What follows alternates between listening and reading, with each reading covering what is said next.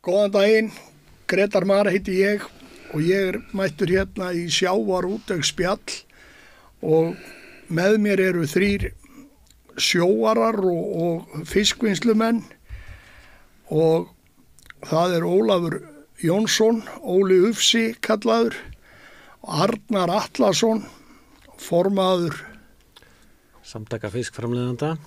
Fiskframleiðanda, ekki fiskvinnslu án útgerðar. Nei, við köllum okkur fiskframleiðendur sem við erum. Já. Við tengjumst ekki útgerð. Nei. Og Árni Sverrisson, formaður Félagsskipstjórnarmanna. Það er ekki lengur farmann- og fiskimannasamband eins og var hér á árum áður. Lögðum það niður 2017. Akkurat. Og það sem við ætlum að ræða er náttúrulega til að byrja með, vil ég heyra hjá ykkur og varðandi hafrannsóknir og hafrannsóknarstofnun á Íslandi. Hvernig þið horfið á vinnubrögð hafrannsóknarstofnunar og hvernig þið metið árangur eftir 40 ára tilraunastarfsemi með þetta svokallaða fiskveiðistjórnarkerfi sem við höfum. Ef þú byrjar, Ólafur.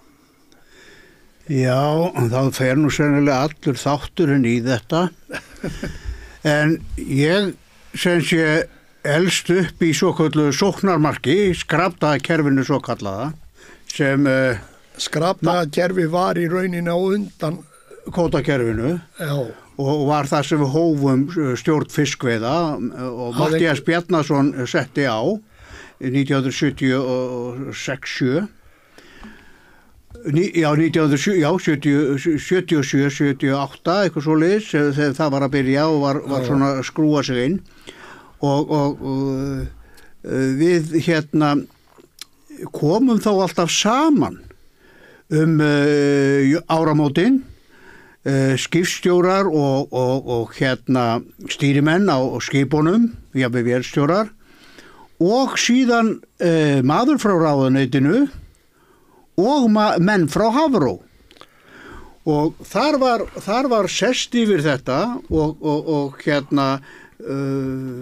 reynt að meta ástand fiskstofna frá öllum þessum mönnum. Þetta voru stórir fundir, 15 manna fundir, 10-15 manna fundir minnst. Hringir í kringu landið, margir fundir. Og svona ólst ég upp í skipstjóri við þetta að það væri hlustað á sjómenn. En við skulum byrja eiginlega á byrjunni. Já. Hvenær byrjaðu til sjós og hvað varstu lengi? Þú varst mest á togurum, ekki satt? Já, ok, ertu að tala um 2 þætti. En ég byrja á síðutórum. Þú byrjaði á síðutórum? Já, ég byrja 17 ára á Hallveigu Fróðadóttur með Eyjólfi Pétursinni og Halldóri Baldvinssyni, stýrimanni. Og er þar af og til með ég gangi gegnum skóla þangað til að Vestmannaey kemur, þá er ég búinn að fara í stýrimannaskólan. Þá hafði kallinn hann Eyvi vélað mig inn í stýrimannaskólan á meðan hann var að sækja þetta japanska skip Vestmannaey. Þá voru að meina Eyjólf Pétursson. Já. Og nú þar er ég 1 ár, þar til hann er að fara aftur til Eyja, hann var í Hafnarfirði og ég var þetta ár með Þorleifi Björnsyni og Eyva á Vestmannaeyni. Þegar hann fer til Eyja, þá fer ég að leita mér öðru og nefndi ekki að vera hann í Eyjum en var náttúrulega komið íbúð og allt í bænum, ég og konan og barn og þá fer ég á Narvan. Þá er verið að breyta Narvanum, svona var nú vitleysan í sjómennskunni að þegar Guðmundur Jörundsson ætlaði að byggja sér togara, þá fékk hann ekki að byggja skuttogara og var neyddur til þess að byggja þennan Narva sem síðutogara. En við förum þarna ná í hann út í Hollandi með þráinni Kristinsinni og Jóni Þorbergs og ég verið annarstýrimaður með þeim í 1 ár á Narva og kjölfarið á því verð ég síðan fyrsti stýrimaður með 5 skipstjórum, ég nenni nú ekki að telja þá upp. En það voru fræknir menn. En þú ert sem sagt orðin skipstjóri þarna mjög fljótlega og ert farin að kynnast. Já, þarna ég bara komin að því þarna. Já. Að ég fer á Hrönnina 1 ár sem skipstjóri sem stýrimaður hjá honum Brynjólfssyni, Sævari Brynjólfssyni. Já. Besti skipstjóri sem ég hefði róið með og átti þar eitt besta ár æviminnar þar sem ég var að leysa af sér skipstjóri og í kjölfarið á því fer ég hringir hann í mig hann Marteinn Jónasson, þá búið að leggja Hrönninni eitthvað vesinn á rekstrinum á því, Sævar gengin út og þá lætur hann mig prófa fyrst Snorra Sturluson 2 túra og ræður mig þá á Snorra Sturluson og sem fór ég 2 túra á Ingólf Arnarsson og haustið þetta 1978 tek ég Snorra Sturluson sem skipstjóri 1978. Já, en við ætlum nú að snúa þessu, þetta svo langur formúli hjá þér, en þess að þannig ertu orðin togaraskipstjóri og þú ert farin að hafa skoðanir á hafrannsóknum á Íslandi og vinnubrögðum Hafrannsóknastofnunar. Já, ég hafði verið vakandi yfir þessi 2 ár, þarna 76-77, þegar var ákveðið að fara í einhverjar stjórn á fiskveiðum. En þannig ég bara orðin partur af þessu að mæta á þessa fundi jólin og áramótin og taka þátt í þessari umræðu og þannig er þetta allt annað heldur en síðan kom þegar kvótinn tekur við 1984. Já, en Ólafur, við erum að tala hafrannsóknirnar, hvort við höfum talið að þetta og hvort að þessi mat þitt að árangur af vinnubrögðum Hafrannsóknastofnunar síðustu 40 árin hafi verið af því góða eða hvort að sé einhverjir gallar á framkvæmd þeirra. Já, það sem ég er að segja þarna er að þarna var eitthvað vit í þessu. Því að þarna voru upplýsingar skipstjórana líka teknar með. Það sem skeður þegar fiskifræði sjómannsins. Má kalla það kannski. Já. Að hún fyrir að kalla hana að heyrast. Já.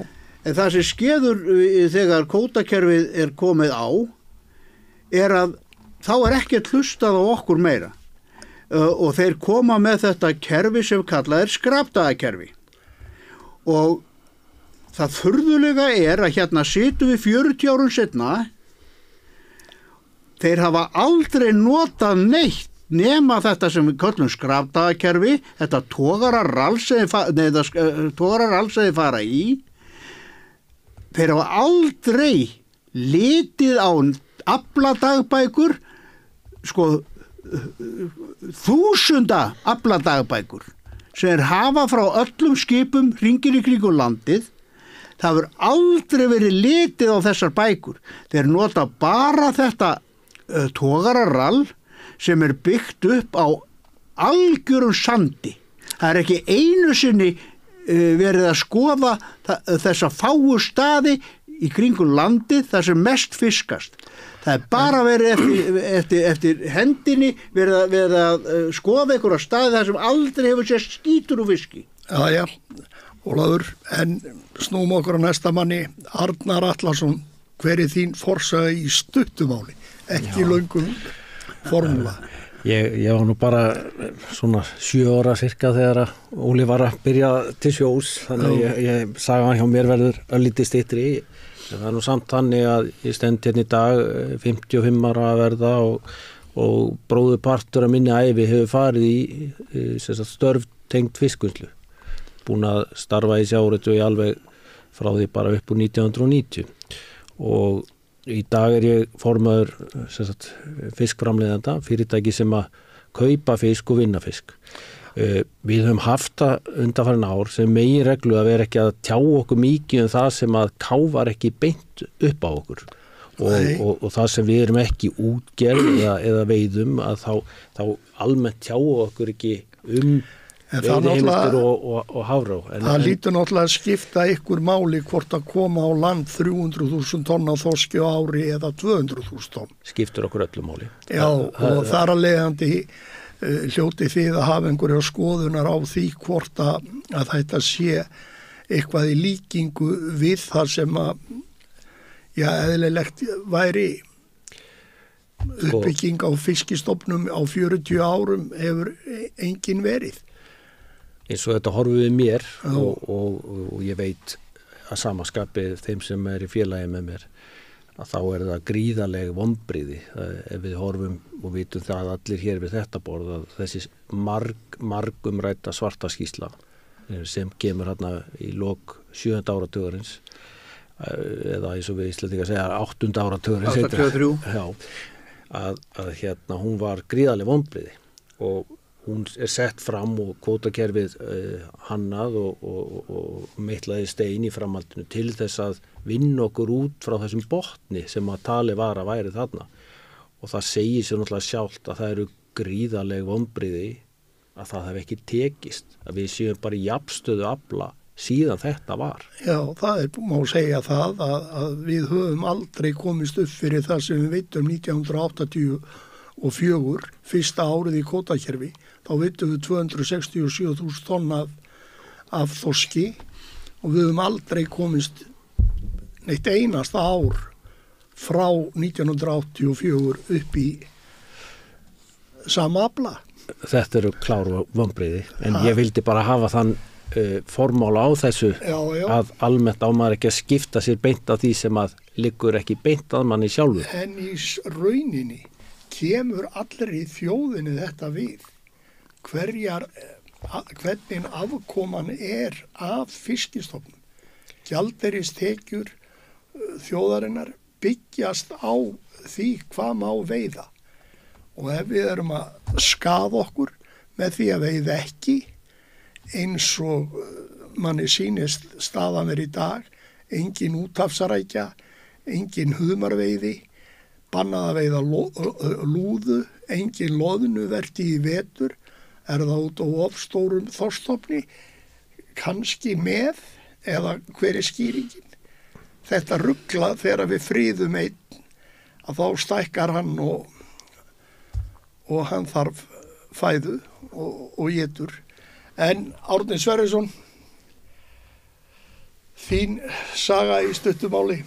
Já, ég er fæddur á Siglufirði og sleit þar barskónum og bryggjónum þar og mitt leiksvæði var síldarbrakarnir og bryggjurnar og ég horfði mikið til sjávarins og í rauninni kom ekkert annað til greina heldur en að fara til sjós á þessum tíma og ég byrjaði þarna 1978, 16-17 ára gamall og á togurunum þá var þannig það leiti þá voru 9 togarar, skuttogarar á þeirra mestar á Siglufirði og allt í allt þegar ég fór fyrsta túrin þá voru 110 togarar minni mig í flotanum og ástandi var nú þannig á þessum árum að það, mér minnist að þetta Stálvíkin sem var togari frá Siglufirði, hún fór hérna hausttúr, 14 daga túr, hringinn í kringum landi og landaði 15 tonnum eftir 14 daga.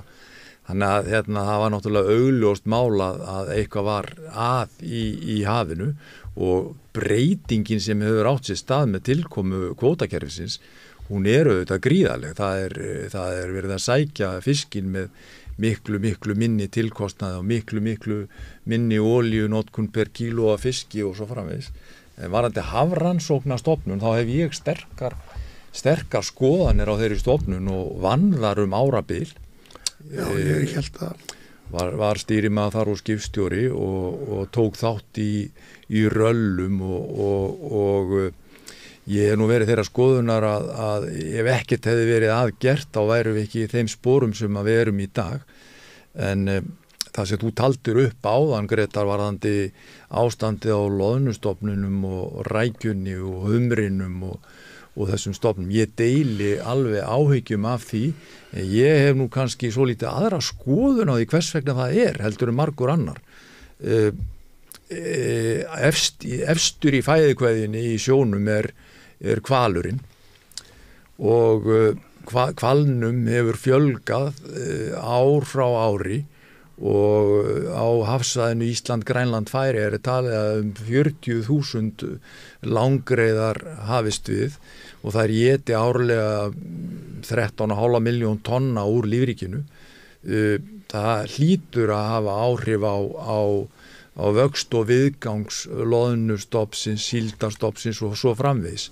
Að ég tala nú ekki það að núna síðustu árin að þá hafa reglulega birst fréttir af því að hnúfubakar séu inn í Hafnarfjarðarhöfn eða inn undir pollinum á Eyjafirði og nú síðast að þá voru fréttir af því að allan janúarmánuð fóru hvalaskoðunarbátarnir úr gömlu höfnin í Reykjavík inn í Sundahöfn til að sýna túristum hvali og það var hvalur þar på hvern einasta dag og við vitum alveg að hann ekki þarna til að sýna sig fyrir túristum, hann er að borða og margir minna kollega hafa áhyggjur af því að til að mynda í Eyjafirðinum þá séu búnir að hafast við þar hvalir í allan vetur og Eyjafjörðurinn eins og margir vita uppeldisstöð fyrir síld. Það síldarkræða inn á Eyjafirði sem að eðli málsins samkvæmt verður ekki stór síld vegna þess að hvalurinn búin að éta hann alla. Þannig að ég svolítið áhyggjur af því að þessum hluta. Það var nú unnið á Akureyri til margra ára í niðursöðudósir kræða. Nákvæmlega og varðandi rækjuna sem þú nefndir áðan þá það umhugsunarefni að við veittum eitt árið 62.000 tonna rækju. Í fyrra voru veitt 2.000 tonna rækju mest og það var veitt að fjórum skipum mest veittu við eins og ég segi 62.000 tonn og mest varu 155 bátar og skip á rækjuviðum í Ísland. Já. Þannig að það er eitthvað að gerast í lífríkinu kringum landið sem að við áttum okkur ekki á og við vitum það kom nú fram í núna eftir þetta rall núna að þá kemur fram að það var óvenju lítið af loðnu í fiski sem að veitist í rallinu og það er svona almennt skipstjórar tala það að það sé svona líflaust í sjónum þannig að ég segi það er óskiljanlegt að við séum ekki að veiða hvali og meira af þeim. Já, Konráð Eggertsson, einn mesti hrefnu veiðimaður Íslands, hann segir það að við að veiða meira og sérstaklega hnúfubak og einn gamlan sjómann hitti ég daginn sem sagði við mig að eftir 20 ár verða grænfröðungarnir í 101 Reykjavík farnir að gera kröfu það að verði meira veitt af hvölum því að hvalurinn sé að éta all út á gaddinn. Já, það er mín skoðun að það sé ákveðin vá fyrir dyrum hvað þetta varðar. Nei, en þú hefur verið skipstjóri í Hafrannsóknastofnun. Já. Og þú hefur tekið þátt í þessum togararöllum. Já. En þú hefur líka heyrt af rannsóknum út í Noregi með til dæmis hvað fiskur fer undir troll, undir bobbingalengjur eða réttara sagt rockhoppera í dag og annað þess áttar. En Hafrannsóknastofnun gerir aldrei neitt með þessar rannsóknir á Íslandi. Nei, ég hef sterkar skoðanir og gallið mig það Árni, ef maður segir sko, þeir gera ekkert til þess að reyna að breyta hlutfallinu, að veiða meira á króka eða net eða þess vegna snurfu og frekar heldur en tóveðar. Sko, rallið, togararallið, sko Hafrannsóknastofnun hún byggir sína ráðgjöf að meðal annars á togararallinu, hún byggir það á haust- og vorrallinu, á togurum, á netaralli, á gögnum úr fiskvinnslum hringinn í kringum landið og líka eins og sko Óli sagði nú áðan að það var ekki tekið tillit til afladagbóka, það er ekki rétt, það er tekið tillit til rafrænna afladagbóka í þessum, ég deili hins vegar skoðun og er algjörlega sammála Óla að það er ekki tekið nægilegt tillit til sko reynslu mikilla skipstjórnarmanna, þess vegna hef ég lagt það til og sagði það síðast í morgun á fundi með matvælaráðherra, ég hef lagt það til að þegar að Hafrannsóknastofnun kynnir rannsókn eða niðurstöðu rannsókna og kemur með sína ráðgjöf að þá sé hún kynnt fyrir nefnd eða ráði skipstjórnarmanna, vísindamanna og hagsmunaaðila í sjávarútveginum og ráðherra má gjarnan eiga sæti í þeirri nefnd. Þar sem að þessi nefnd gæti gert tillögur annað hvort að aukningu í ákveðnu fisktegundum eða ellegar minnkun. Og ég get sagt ykkur það að til að mynda fyrir 2 árum síðan að þegar kom ráðgjöf upp á 900.000 tonn í loðnu, að þá seig hakan á mörgum útgerðarmanni og mörgum skipstjórnarmanninum vegna þessara miklu aukningar í loðnu og enda vittust ekki nema á 1.500.000 tonn á þessari vertíð.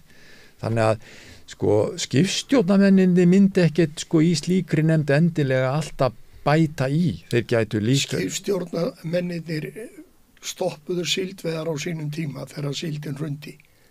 Já, og það voru að þeirra tillögu að það var stoppaðar síldveðar.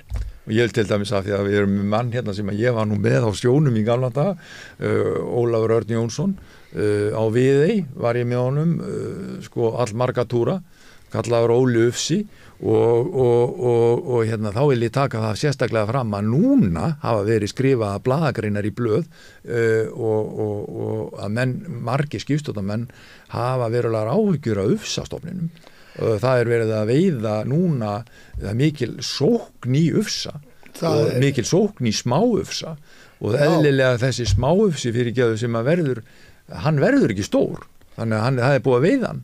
Það er kannski verið að veiða 3-4 smáufsa sem að ella hefðu orðið stærri og þyngri að svo aftur, þetta er bara dálítið öðruvísi núna, það er búið að vera töluverð ufsa veiði á grunnslóð af stórum 10-15 kíló ufsum en aftur minna á tóksvæðum á tókslóð. Við vitum það náttúrulega allir að fiskurinn hann gengur upp á grunninn til hrygningar á þessum tíma og þar er sem betur fyrir náttúrulega til stórufsi en út í köntunum til að mynda að segja mér togaraskipstjórar þeir hafa ekki upplifað svona slaka vertíð, vetravertíð eins og í vetur út í djúpköntunum en það er vissulega sem betur fyrr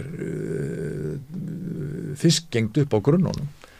Já, það er bara búið að vera mikil fiskgengd og er ennþá, það er fiskur núna á handfæri bara út af stapanum, hérna út af vogunum og það er bara óvenju mikið fiskir í. En það sem við ætlum að tala er náttúrulega fyrst og fremst kannski Hafró og við höfum náttúrulega skoðanir á því að Hafrannsóknastofnun sé ekki að vinna í takt við raunveruleikann og togararallið og röllin og það verða vísitölu dæma til dæmis stoppstarð á grásleppu eftir því hvað kemur í togararallið. Það gefur sko kolranga mynd Það er uppsjáfiskur. Grásleppa Nota botról. Og þeir eru að miða það við hvað kemur í botról. Ég var á síld í síldarsplugunni og þar fengum við grásleppur í nótina. Þeir vorum að kasta á síld 50-60 faðma kannski frá yfirborði og botlaust dýpi 500-600 faðmar og það var bara upp í sjó. Ég held að vera þeirra skoðunar Grétar að þessi röll, haust og vorral og netaröll, þau segja okkur á ákveðna hluti en hvort menn að draga of sterkar ályktanir út frá þeim gögnum sem að koma út úr röllunum. Ég get alveg fallist á það, þess vegna tel ég mikilvægt að það komi aðrir að reynslu miklir skipstjórnarmenn og það sé tekið tillit til þeirra hvað þeir segja.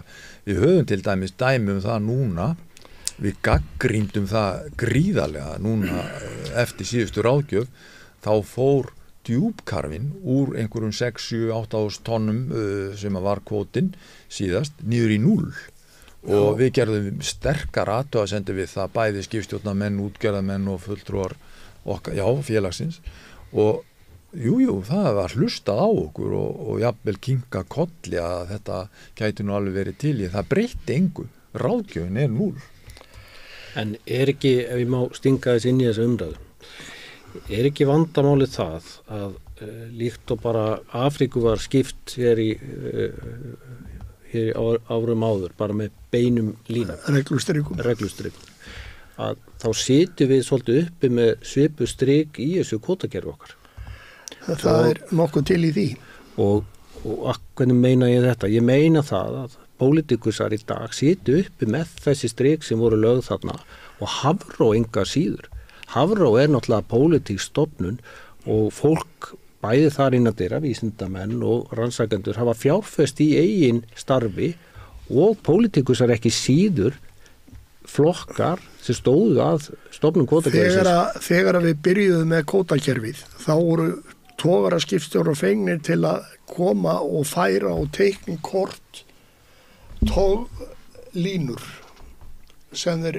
Nei. Jú, þetta er rétt hjá Grétari. Það var ákveðin hluti tölvu settur út og ákveðin hluti strika valin af skipstjórnarmann. Síðan var þetta aftur, en við höfum haldið okkur við þetta allar götur síðan. Já, Greta, við verðum að staldra við að því þótt að við allir hér við þetta bara þekkjum þetta, þá er ég alls ekki vissum að þeir sem að hlusta á okkur, að horfa á okkur þekki þetta. Nei, það er... Og þeir geti sagt betur frá þessu heldur ég, ef ég veit rétt til, þá voru nótu sömu veiðarfæri. Það reynda búið að breyta úr bobbingum, stálbobbingum yfir í rockhoppera, en aðferðafræðin er svo að það er verið að toga alltaf sömu slóðurnar, sömu veiðafæri að mestu, sömu skip, trollin, sömu möskvastærð og allt það, en með sömu hlerum. Sama dag, sama klukkutíma. Nei, það er reyndar á svipuðum tíma. En það er ekkert farið eftir straum. Nei. Það er ekkert farið eftir veðri. Það er ekki farið eftir neinu í náttúrunni. Já, en svo ætlaði ég að bæta því við að þegar við byrjuðum með þetta 1985 að þá tóku Rússar og Norðmenn upp svipað fyrirkomulag á við. En fyrir 12-14 árum síðan hættu þeir þessum togararöllum eins og við gerum að fara alltaf sömu stríkin ár eftir ár og kannski einhver ný strík tilveljana kennt á hverju ári og þessi strík eru þannig að þú togar í klukkutíma og hífir og þá ferðu ykkur að 3,5-4 mílur á því svæði, en Norðmenn og Rússar hættu þessu og sögðu við erum með fjarskiptatengingar við öll skip, við vitum hvar þú er að fiska og við vitum hvaða afla þú er að fá og við getum alveg ef það er togari að toga út af Breiðafirði, togar þar og fær þetta mikið, annar að toga út af Faxaflóa og svo annar einhvers staðar sunnan við land eða eitthvað svoleiðis, þá getum við séð hvar aflabröðin eru og við getum reiknað með því að það sé einhver fiskur á milli þessara togslóða. Ekki í dag eitt stærsti hafrannsókn eða ef við segjum kallaða hafrannsóknarfloti nýhafin störf við landið, það eru strandveiðarnar, það eru 15-30% meiri afli. Allt saman vísindamenn. Það er 15-30% meiri afli en í fyrra og sést falla ufsi. Þurfum við eitthvað meira, ekki niðurstöðurnar skýrar? Jú, en ufsin bara á grunnslóð núna, einhverja hluta vegna, en ekki á djúpslóð, þar sem togararnir eru. Og það er ýmislegt svona sem að fellur alveg í skuggan hjá rannsóknarteyminu hjá Hafró og þeir taka ekki tillit til. Og þess vegna spyr maður sig að því, af hverju hættu Normenn og Rússar að gera þetta? Þeir eru að veiða 1100.000 tonn á þorski í Barentshafinu saman. Árið 2000 var ég að vinna fyrir Hampiðuna út í Seattle, sem þeirra sjávarútvegsborg sem slík á vesturströndinni. Og þeir voru þá að glíma við Alaskaufsan upp í Alaska og þá kemur okkar áskæri Halldór Áskrinsson en eina ferðina með útlendingaráð á eftir sér og alla vísindamennina frá Íslandi til þess að samfæra þá að íslenska leiðin væri best. Og það furðulega að þeir komust það langt inn á þessa stóru vísindastofnun NOAA sem Hafró þeirra Bandaríkjamanna að þeir tóku þetta upp togararallið. Já. Þeir reynda að nota þetta í 3 ár, þá hendur því með þeim orðum að segja að togararallið gefur í mestafalli ranga mynd af raunveruleikanum. Það er út af þessu sem ég sagði áðan. Það, í 20 ár, mínar rannsóknir stóði í 20 ár þar sem ég var með allar strömbækurnar mínar, skrifaði inn veður, afla alla fréttir sem ég hafði í loftinu, úr kótanum, að vestan, allar þessar fréttir, flugufréttir sem voru í gangi. Þetta skrifaði ég inn í 20 ár. Ég áðar enda þessar bækur. Við færðum þetta í afla dagbækur. Við gerðum það nefnilega. Þetta var langt besta bók, þetta var alltaf á borðinu hjá okkur. Svo sem ég skrifaði þetta alltaf þannig inn. Allan þennan tíma gat ég aldrei, og það sjáið þið bara hvað svo vittlust þetta togararallir. Ég gat aldrei gengið að fiski. Nei. Eina sem ég hafði var einhvers konar sveiflur á aflanum, það væri von á fiski þarna, en þótt ég færi eftir straumi og veðrum, ég gat aldrei farið beint að þessu. Og ég vil bæta núna við það sem Arnar sagði áðan svörtu skýrsluna.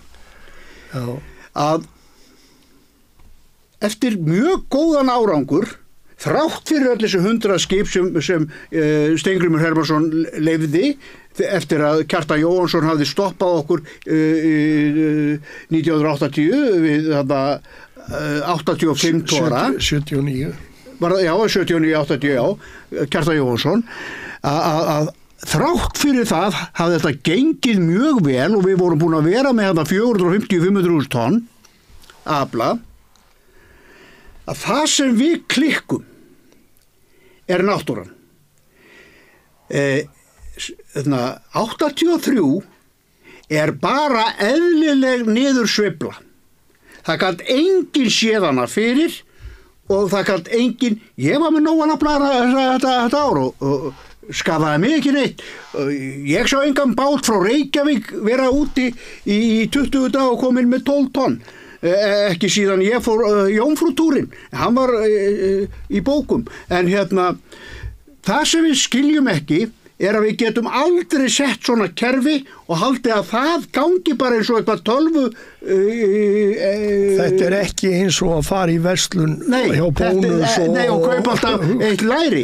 Nei, þetta ekki þannig og við verðum að skilja þetta en að taka þarna út þetta flotta kerfi á sínu tíma og allan þennan afla sem við svo sannarlega hefðu getað notað núna síðustu 40 ár að taka þetta út og taka upp þetta kerfi og skammta þennan fisk 130 tonn hafaði farið niður í 150 og 200 tonn þetta er svo vitlaust að það ekki nema stjórnmálamenn sem getur kýlt þetta áfram og það var skaðinn sá að Þetta gert í nafni vísindana. Já, að ráðherrann sem tók það upp að segja ég ætla að fara að ráðleggingum Hafró.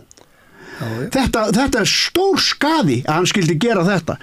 Eins og Matthías Bjarnason, hann hafði þessar viðmiðanir, hann hafði samtöl við og sendi sitt fólk á þessa fundi, hann sendi Hafró á þessa fundi og svo tók hann ákvörðun. Og það meina sig að sést í annarri grein laga fiskveiðar. Þar gert ráð fyrir því að ráðherra getur tekið afdrifaríkar ákvarðanir og hann hefur fullt leyfi til þess. Hann getur ákveðið hvað veitt mikið og hann getur ákveðið hvort það sé kvótasett eða ekki kvótasett. En í seinni tíð þá hafa ráðherrar ekki verið að beita þessu valdi. Nei, það er af því að það hefur verið pólitískur vilji og menn hafa... Þorsteinn Pálsson sem tók þetta upp. Já, reyndar var Halldór með þetta fyrstu 8 árin. Já, hann var samt ekki sko, hann var ekki með það að ákveða þetta svona eins og skilur við fram að Þorsteini Pálssyni höfðu menn tekið ákvarðanir. Já. Ég langar kannski aðeins að ég má sko, þú veist að það er vandamálið okkar ekki að veiða. Þetta snýst það sko, hvað erum við að búa til mikil verðmæti úr auðlindinni sem í hafinu í hringinn í kringum landið. Og samanber bara nefnum aftur þetta sem gerðist fyrir 2 árum síðan að loðnu kvótin, þessi risa kvóti var gefin út. Hvað gerði það? Hverju olli það? Það olli því að útflutningsverðmæti loðnuafurða féllu meir en helming og það olli því að segir hver? Sóknin það er bara útflutningstölur sína það. Og að marka þær, allar útflutningstölur? Ja, það er önnur ella, en allavega, en sóknin stórjókst með tilherrandi olíukostnaði og kolefnis meiri kolefni út í andrúmsloftið og svo framvegis. Þannig að ég fyrir mína parta er miklu hlindari því að við auðvitað göngum hægt gleðina dyr í sambandi við auðlindina og við tökum enga sensa á því og það engum til hags í rauninni að stór auka veiði úr einhverju stofni ef að það eina sem það veldur að sé verðhrun á afurðum. Síðast af öllu vilja sjómenn og skipstjórnarmenn drepa síðasta þorskin eða eitthvað í líkingu við það. Akkurat. Ég held að við megum passa okkur að festast ekki í fortíðarhyggju að hugsa allt og langt aftur í tíma, heldur að reyna að einbeita okkur að því sem hér í dag. Við megum heldur ekki gleyma því að fólki sem að hlusta á okkur, sem vonandi einhver, að það að leita kannski eftir því hvað getum við gert betur? Hvað getum við gert öðruvísi til þess að bæta þetta? Ég skal bara aðeins ríða vaðið og segja mína skoðun. Mín skoðun er svo að hafrannsóknir og kvótakerfið eins og það nákvæmlega sett upp í dag hefur brugðist. Ég held að sé mjög mikið atriði að tala mjög hreint út það vegna þess að mikið af ungu fólki, ég meina börnin mínir á 30-aldri, að þau myndi ekki skilja eftir einasta orð af því sem við erum að segja þetta skiljið mig. Að það er mikið atriði held ég að tala hreint út. Mín skoðun hvað þetta varðar akkurat á þá vegu að það þarf að fara að auka aftur vægi veiða sem eru ekki fastsett í kvóta. Það mín skoðun. Og þú nefndir ufsa. Akkur erum við með alla þennan ufsakvóta í útlutum? Akkur erum við að þessu? Það er Óli var rekin. Akkur má þetta ekki bara vera frjálst? Akkur var Jón Bjarnason rekin tilbaka árið þegar hann ætlaði, var ekki skötuselur? Við verðum að fara að hafa eitthvað nýja sýn í þessu. Já, sko. Við erum að reyna hámarka þjóðarhag eins og þið voru nákvæmlega sammála það vil enginn drepa síðasta fiskinn, þetta gullkistan okkar. Já. En það ástand sem við erum að horfa á í dag þannig að miðin eru gjörsamlega ofsetin. Við horfum á þorsk með 3-4 smælki í maganum. Já. Ég var sjálfur á strandum í fyrra og ég drúllaði þess út, bara eins og Hábjóni, bara eins og hinnir og ég rak þangað og ég ræði tilbaka og þá var bátunum fulli eða þá var komið þessu 1000 kíló eða hvað maður mátti hafa. Já. Ég þurfti aldrei að stappa vélega neinu. Þetta var í slóð sem ég þekki, Víkurárspotni. Já. Það var fiskur þarna allt. Já. Þvílík torfa og þeir voru svo stórir að ég varð hræddur þegar þeir komu upp á önglinum. Þetta voru drekar, algjöri drekar.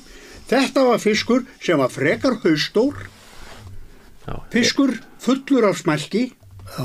Þetta var hrikalegt að sjá þetta og svona eru handfara sjómenn búin að lýsa ástandinu hringinn í kringum landið og að segja skortviði sé góð, það bara má ekki heyrast. Þess að lausnin að fara að veiða hval og hætta við á loðnum og fara að veiða töluvert með þorski. Það til dæmis eitt sem Rússar og Normenn gera í mjög takmörkuðu leyti að veiða loðnu. Þeir eru með það í lágmarki af því að þeir líta á loðnuna sem fæðu fyrir aðra fisktegundir. Þessa umræðu heyrum við aldrei á Íslandi. Nei, ef maður opna munnin í þessa veru, þá maður bara landráða maður. En þetta nefnilega það kæfð og menn sem eru á annari skoðun heldur en Hafró hefur verið. Það til dæmis menn eins og fiskifræðingur eins og Jón Kristjánsson sem hefur sagt að það þyrfti að veiða helmingi meira heldur en við erum að gera. Úr hverri tegund. Og hann segir leið og fiskur fer að minnka lifur í fiski og honum vantar æti að þá bara étur hann undan sér, étur smáfiskinn, stóri fiskurinn étur þann litla sem nú ekki óalgengt í íslensku manngerðu umhverfi. En þetta svona, auðvitað átta ég mig á því að ungt fólk sem að koma að hlutunum kannski ekki að meðtaka og fatta hvernig á að bara skilja það sem við erum að tala um. Ég held að sé bara svolítið mikið atriði að við hugsun þannig. Já, auðvitað. Ég ekki að gera lítið úr okkar umræðu og okkar þekkingu. Það nauðsynlegt að reyna að tala mjög skýrt. En þetta auðvitað þess eðlis að það þarf að breyta einhverju verulegu.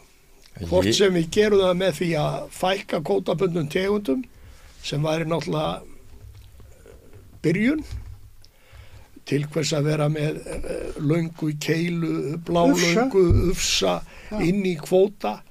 Akkur má það ekki vera en þá náttúrulega myndi veðhæfni margra stór fyrirtækja sem eru með búnir að veðsetja veiðiheimildir sem þeir eiga, þá myndu þær hverfa Já, eins og við þekkjum að þá lægju fyrir dyrum málaferli útgerða til handa Það verður bara að ríkisins. taka þann slag, ég meina þetta bara komið út í tóma vitleysu. Ég nú þeirra skoðunar að vísindamennir okkar á Hafrannsóknastofnun og þeir fiskifræðingar sko séu þeir sem að viti nú mest þessa hluti. Af hverju hafna þeir þá átni fiskifræðingum frá Noregi og atferlisrannsóknum sem norskir fiskifræðingar hafa gert eins og með það var fyrrverandi togarasjómaður og núverandi trillukall Guðlaugur Jónasson og hann var að vitna í sem að rannsóknarskýrslu frá Noregi frá 1989 og það var hjá Hafrannsóknastofnun í vetur fulltrúi sem hafði tekið þátt í þessar skýrslugerð og unnið hana og þeir voru að segja hvað mikið færi af smáfiski undir bobbinga og hvað færi inn í pokan og eftir því sem að fiskurinn eldist árgangarnir voru eldri að þá fór meira á honum inn í pokan. Það náttúrulega, sko, ég alveg sammála því að ályktanir sem eru dregnar út frá röllunum eru ef til vill og allt og miklar. Þess vegna segi ég að það þarf kannski að taka upp annan mælikvarða eða einhvers konar samtal það. Akkur hættu norðmenn og ef maður tekur norðmenn sem dæmi í 10 ár ég fylgdist með því frá 2000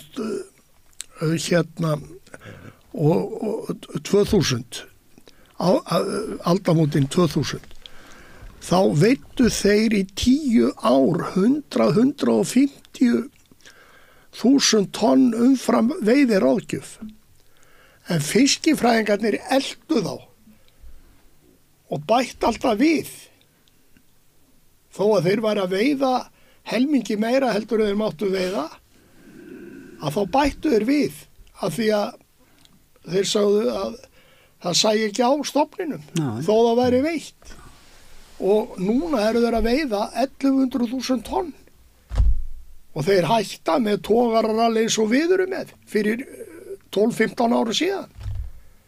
Það út af fyrir sig breytir því ekki, það bætir ekkit fiskistofnun að hætta með togar. Það bætir að það eru þó kannski verið að byggja þessar forsendur og grunninn á ráðgjöfunni á öðrum atriðum heldur en togarralli.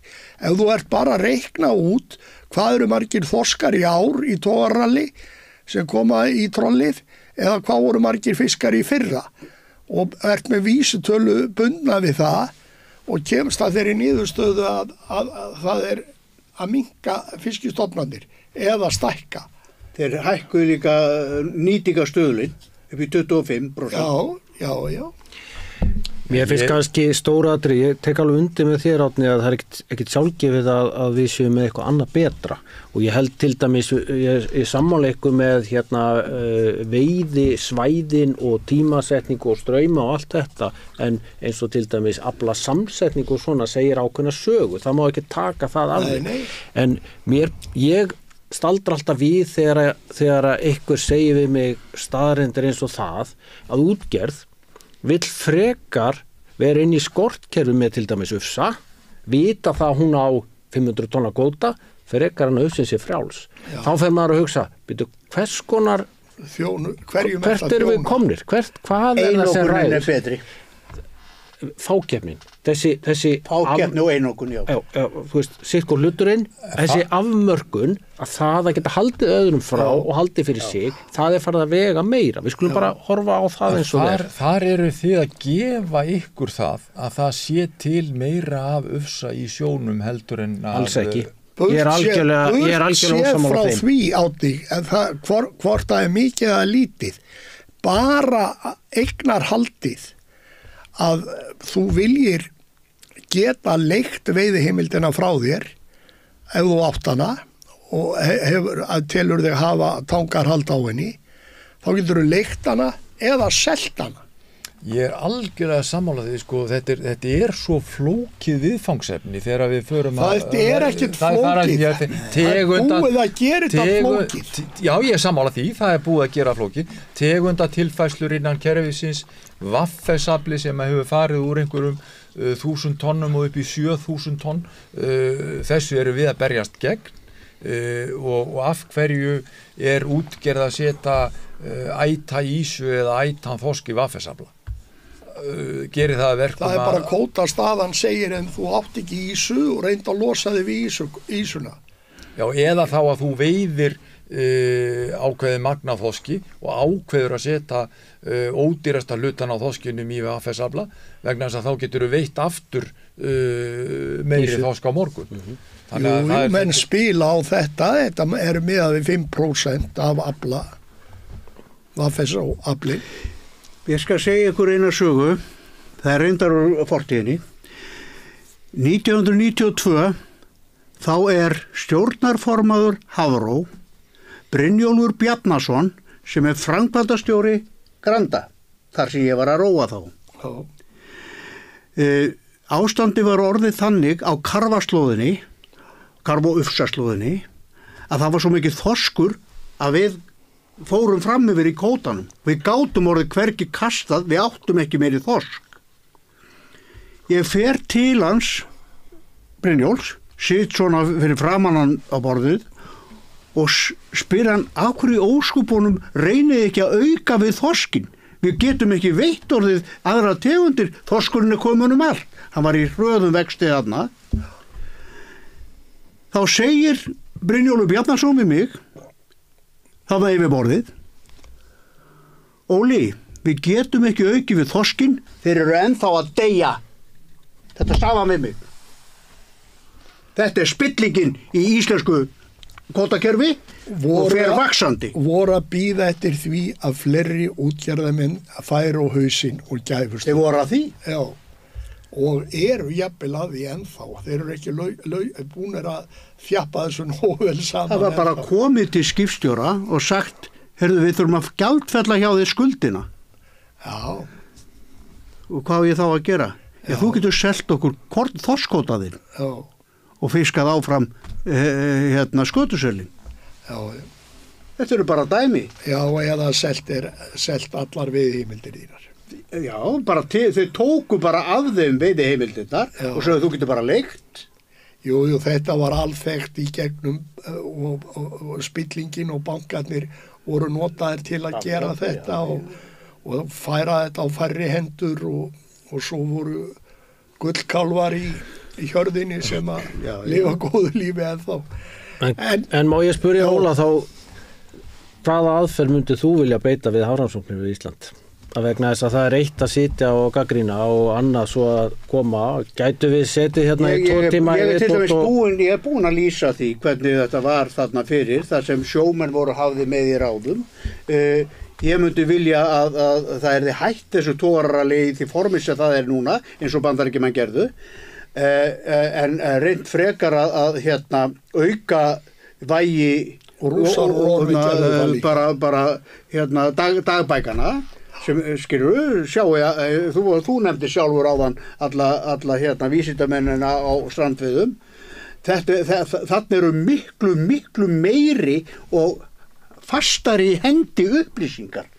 Þær eru, skilur, þetta alltaf, það bara hrynur inn í Hafró á hverjum einasta degi margfaldar upplýsingar sem eru margfald betri heldur en þessar upplýsingar sem koma frá rallinu sem stendur bara yfir í nokkra mánuði. Þetta er allt árið kring. Ég vil setja sóknarmark, það er engin vafa á því. Sóknarmarkið er miklu betra hvað það varðar, að það veiðist meira þegar stofnarnir eru sterkari, það veiðist minna þegar þeir eru veikari. Svoleiðis að það verður svona öldur í því sem skil okkur áfram veginn. Staðin fyrir þetta kvótasystem bara fiskan og lítið. Óli, þá ertu að tala um það að útluta bara dögum til veiða. útluta dögum til veiða og það má gera það eins og við gerðum. Og fjölga þeim og fækka eftir hvað heildaraflinn nálgast. Já. En það náttúrulega, það hægt að stjórna jafnvel heildarveiðinni með því. Alveg, þú eykur bara dagana sem má veiða. Já, eða fækkar. Þú eykur dagana á þorsk, þú eykur dagana á karfa og ufsa. Já. En þetta fullkomin stjórnun á fiskveiðum. Við gleymum því sko, þetta snýst að búa til verðmæti, útflutningsverðmæti. Verðmætin Ég gleymd að segja að við setjum allan fisk á markað, það mun tryggja verðmætin. Það snýst líka, það tryggir verðmætin. Það eru nú ein mistök sem að þú og þín samtök hafi gert, Árni Sverrisson, að gera ekki kröfu það í kjarasamningum að allur fiskur færi inn á fiskmarkað. Já, það löngu fyrir mína tíð að þessi krafa var tekin út af borðinu og það búið að semja ákveðna aðferðafræði við verðlagningu og fisk. En þið sættið ykkur við það að vera á hálfum hlut.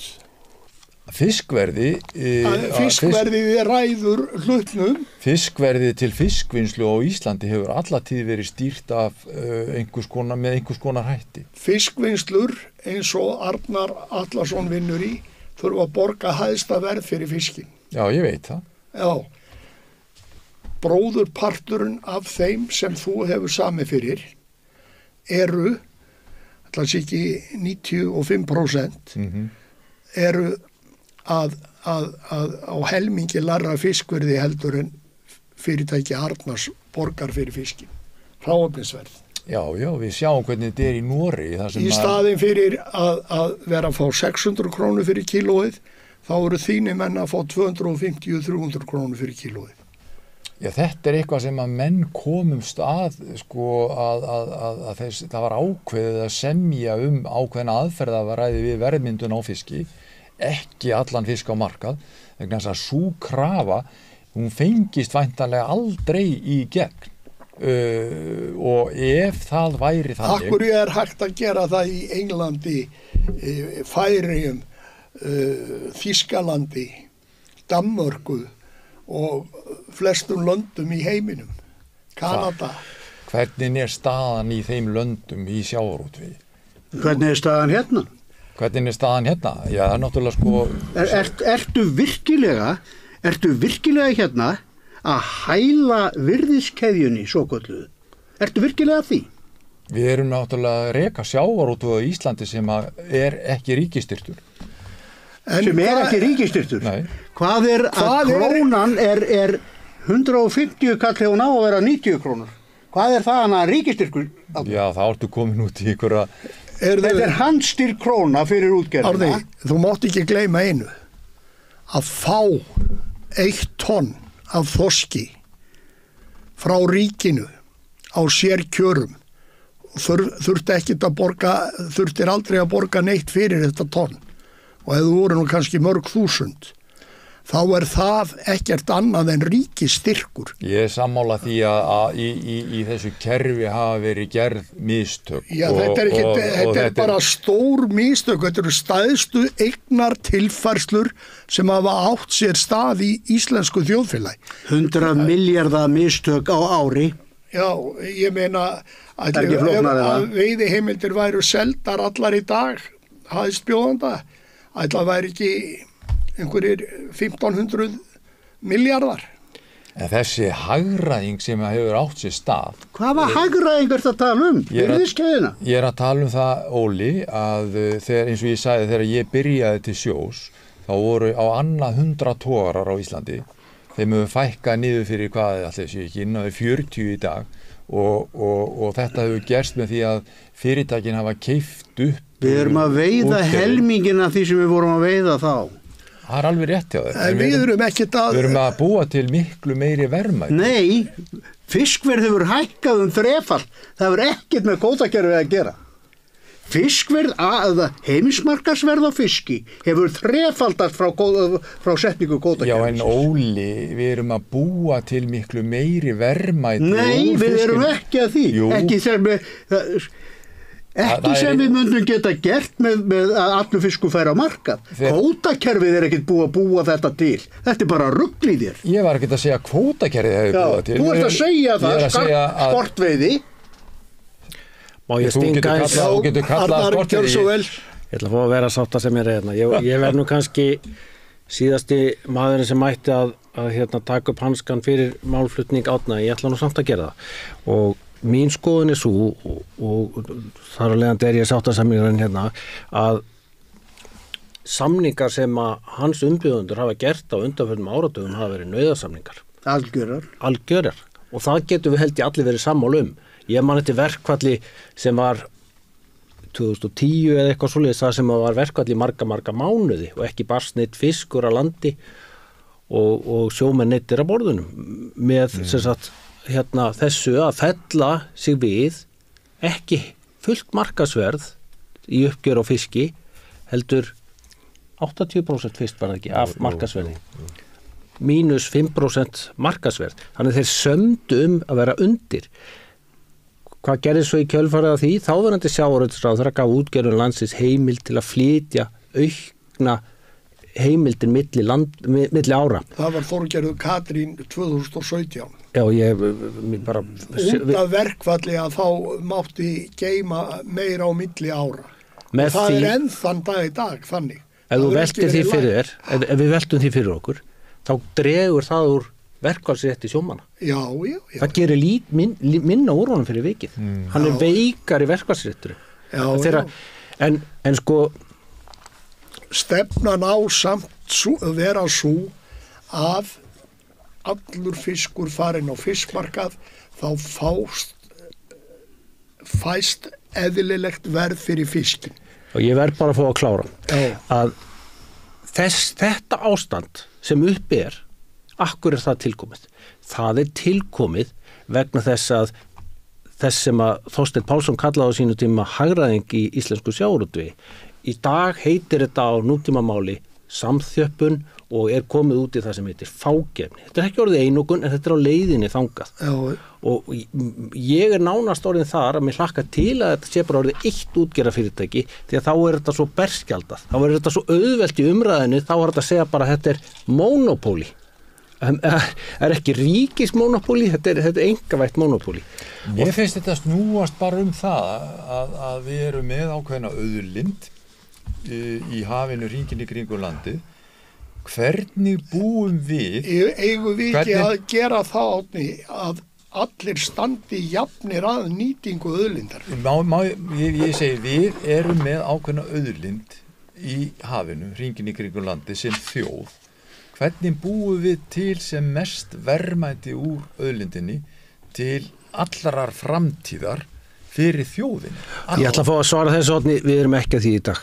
Við erum búin að kippa markaðsþættina úr sambandi með því að festa þetta allt inn í þessa virðiskeðju sem Óli búin að vera að nefna hérna í kvöld. Það að vera að selja sjálfum sér fisk á niðursettu verði veldur því að þjóðarhagur okkar verður margfalt lægri en það þyrfti að vera.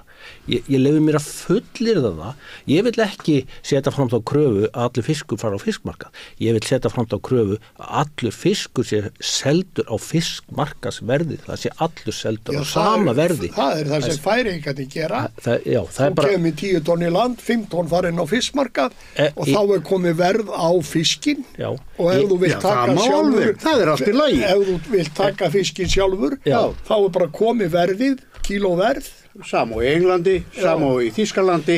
Ef svo ólíklega vill til að besti kaupandi aflans sé útgerðaraðilinn sjálfur, þá má það sjálfsögðu gerast og þá ekkert eðlilegt að það þurfa að fara einhverja millilendingu inn á fiskmarkað. Ég bara ekki þeirra skoðunar, en ég vil, eins og þú nefndir áðan, allir keppi á sama grundvelli. Og við verðum, eins og þú ert líka að spyrja Árni, að stefna því að þjóðarhagur sé sem mestur. Í dag þetta því miður svo markað því að við erum bananalýðveldi. Við erum svo auðlinda sterk, við erum svo efnuð að við sjáum það ekki sjálf. Að við setjumst ekki niður eins og við vorum að koma þetta fram í upphafi. Þetta ekki bara í sjávarútvegi. Nú verður að reyna að gera þetta með rafmagn, vindmyllur og fallvött jafnvel. Þið megum nú líka eins og útgerðin. Aðferðafræðin sem að þú lýsir, hún að hluta til sú sem að sjómenn sömdu á sínum tíma. Þeir sömdu þetta. sko,